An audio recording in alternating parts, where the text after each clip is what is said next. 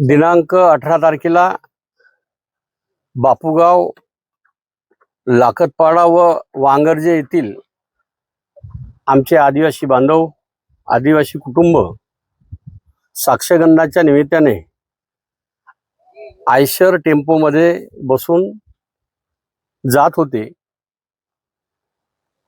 धानिवरी येथे अपघाती निधन झालं. अतिशय गंभीर आहे, दुर्दैवी बाब आहे. त्यामुळे त्यामध्ये एकूण 13 व्यक्ती मृत्यू पावलेले आहे. बापूगाव व लाखतपाडा येथील 12 और वांगर्जे येथील 1 असे एकूण 13 व्यक्तीचं निधन झालेलं आहे. आणि वेदांत हॉस्पिटल येथे 17 कुटुंब भरती आहे. कालच मुख्यमंत्री मोदींनी या कुटुंबाप्रती सहानुभूती, प्रेम आणि विश्वास दर्शवून भावना जाहीर केलेली आहे. कल्पना आहे तुम्हाला, तुमच्या माध्यमातून जाहीर सुद्धा झालेली आहे. लवकरात लवकर ती मदत मिळेल. सोबतच हे सर्व कुटुंब जे आहे त्या कुटुंबांना आदिवासी विकास विभाग पालकत्व घेऊन, पालकत्वाची भूमी जबाबदारी स्वीकारून 100% विशेष लक्ष देऊन वेळोवेळी येणारं सहकार्य, वेळोवेळी अडचण ते पूर्ण करण्यास आदिवासी विभाग पात्र ठरेल अशी अपेक्षा करतो. आज अंत्यविधीच्या निमित्ताने या ठिकाणी आमच्या या जिल्ह्याचे सर्व लोकप्रतिनिधी आलेले आहे, आमचे खासदार आलेले आहे, आमचे सर्व पदाधिकारी आलेले आहे, गावकरी बंधू आलेले आहे. निश्चितच सर्वांसाठी अतिशय दुर्दैवी बाब आहे, दुःखदी घटना.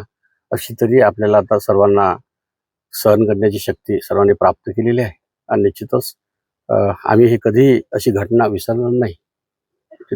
सर, शासनाकडून 5 लाख रुपयांची मदत जाहीर करण्यात आली. मात्र स्थानिक आमदार विनोद निकोले त्यांनी सांगितलं की अनेक जण हे कुटुंब प्रमुख आहेत, त्याच्यामुळे ही मदत जी आहे ती वाढवावी अशी मागणी त्यांनी केली. याबाबत काय?